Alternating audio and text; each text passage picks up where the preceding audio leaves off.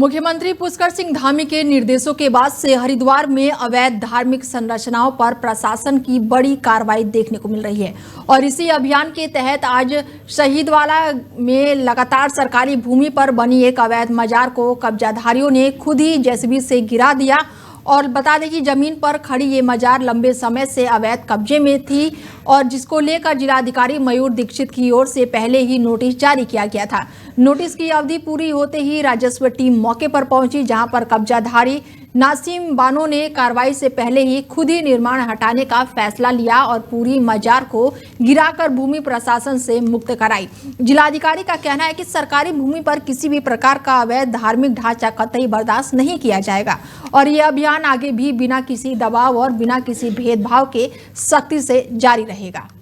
दिल्ली में 14 दिसंबर को कांग्रेस अध्यक्ष मल्लिकार्जुन खड़गे के नेतृत्व में प्रस्तावित महारैली को सफल बनाने के लिए उत्तराखंड कांग्रेस ने अपनी तैयारियां तेज कर दी है और इसी क्रम में मसूरी स्थित एक होटल के सभागार में रैली संयोजक हरेंद्र शर्मा और इसके साथ ही नवनिर्वाचित जिला अध्यक्ष संजय किशोर की मौजूदगी में प्रेस कॉन्फ्रेंस का आयोजन किया गया और रैली संयोजक हरेंद्र शर्मा ने बताया कि 14 दिसंबर को रैली में उत्तराखंड के सभी जिलों से बड़े पैमाने पर भीड़ जुटने के लिए अभियान चलाया जा रहा है। उन्होंने कहा कि प्रेस कॉन्फ्रेंस के माध्यम से आम जनता और कांग्रेस कार्यकर्ताओं से अपील की जा रही है कि वो रैली में अधिक से अधिक संख्या में पहुंचे ताकि जनता की आवाज मजबूती से सरकार तक पहुंच सके।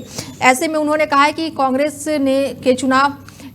कहा कि बिहार चुनाव के दौरान कांग्रेस द्वारा लगाए गए वोटों की चोरी के आरोपों को लेकर लोगों को जागरूक करना पार्टी का कर्तव्य है। उन्होंने कहा कि इस रैली के माध्यम से लोकतंत्र को मजबूत करने का संदेश दिया जाएगा। शहर के कांग्रेस अध्यक्ष अमित गुप्ता ने कहा कि मसूरी से सैकड़ों की संख्या में कांग्रेस कार्यकर्ता लगातार दिल्ली पहुंचेंगे और रैली में भाग लेंगे। उन्होंने कहा कि रैली के माध्यम से जनता की परेशानी और आवाज को केंद्र सरकार तक पहुंचाने का प्रयास किया जाएगा।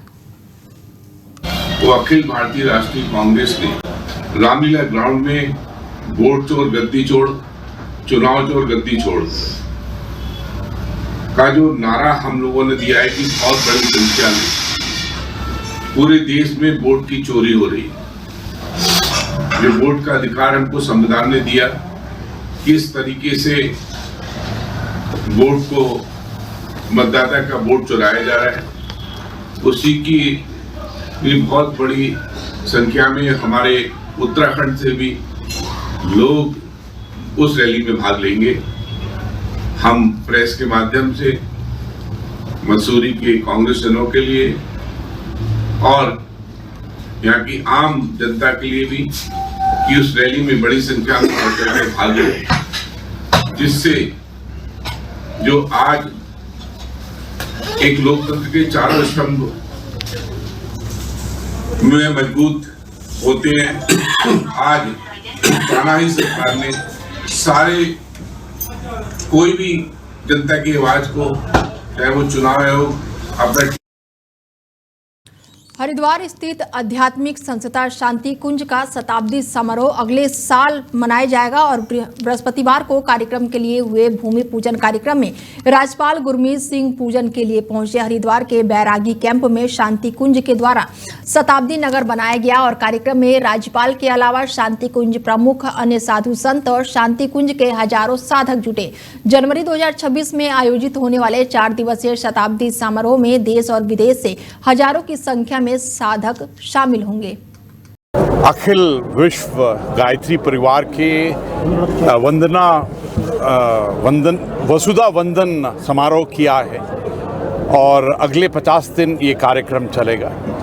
ये सचमुच एक अद्भुत क्षण है कि पूजनीय माता जी की जन्मशती है और जो अखंड ज्योति है उनके भी शताब्दी हो गई है और आज हम सब ने इकट्ठा होकर संकल्प लिया है, निश्चय लिया है, रिजॉल्व लिया है कि पूरी मानवता के लिए, पूरे विश्व के लिए, विश्व की सेवा कल्याण के लिए हमको क्या करना चाहिए। एकमात्र संकल्प को लेकर पूज्य गुरुदेव वंदनीय माता जी की चेतना को लेकर जो अनेकों देशों में व्यापक विस्तार है, उसकी इतिहास में, उसकी यात्रा में अगला जो वर्ष है एक बड़े महत्वपूर्ण पायदान को लेकर के आ रहा है। वंदनीय माता जी के अवतरण के 100 वर्ष, अखंड दीपक के प्रज्वलन के 100 वर्ष और गुरुदेव की तप साधना के 100 वर्ष, और उसके चरण में जो बड़ा ऐतिहासिक अलौकिक कार्यक्रम 20 से 23 जनवरी के मध्य में संपन्न होने जा रहा है, उसका आज वसुधा वंदन का कार्यक्रम यहाँ पर महामहिम राज्यपाल जी, जगत गुरु राजराजेश्वर आश्रम जी और अनेकों गणमान्य अतिथियों की उपस्थिति में संपन्न हुआ। इसमें हजारों गायत्री परिवार के उन कार्यकर्ताओं ने भाग लिया जिनने पिछले 2 हफ्तों के अंदर ही इस भूमि को उस स्थान में बदल दिया जिसके विषय में कोई कल्पना नहीं। रुड़की के पिरान कलियर क्षेत्र में हरिद्वार पुलिस का फ्लैग मार्च निकाला गया, जिसके चलते एसएसपी के निर्देश पर अभियान तेज किया गया।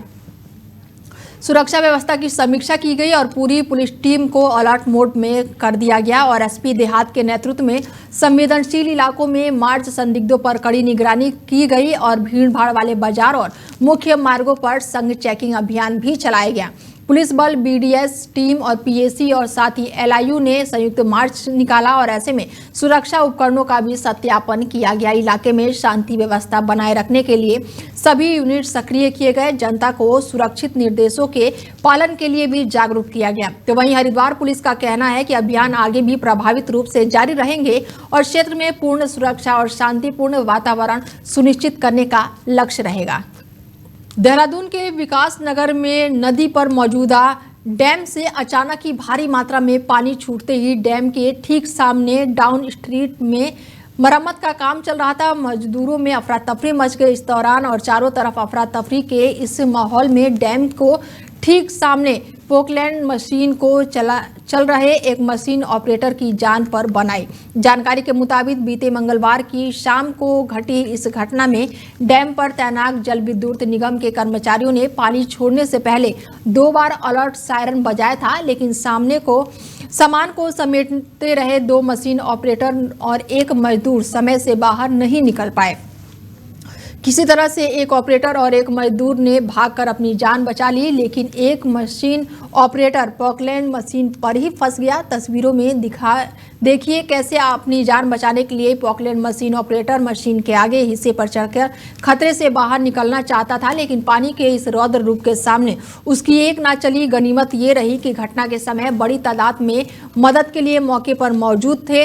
कुछ समय सीढ़ी लेकर मदद के लिए मजदूर ले गए, लेकिन पोकलैंड मशीन पर फंसे हुए इस मजदूर तक सीढ़ी नहीं पहुंच सकी। तभी दूसरी ओर से कुछ मजदूरों ने एक बड़े पाइप की मदद लिया और पोकलैंड मशीन पर फेंका। मशीन में फंसे इस मजदूर ने हिम्मत रखी और अगले ही पल अपनी अच्छी किस्मत के साथ साथियों द्वारा फेंके गए इस पाइप को लपक लिया और इसी बीच शोर सुनकर पानी के बहाव को भी कुछ कम कर दिया गया। पाइप को अच्छे से पकड़ते ही साथी मजदूरों ने अपने साथी को खींचकर इसकी जान बचा ली। जानकारी के मुताबिक घटना के समय निगम के सिविल विंग का भी कोई अधिकारी या कर्मचारी मौके पर मौजूद था। ऐसे में वीडियो इस समय जो है काफी चर्चाओं का विषय बना हुआ है।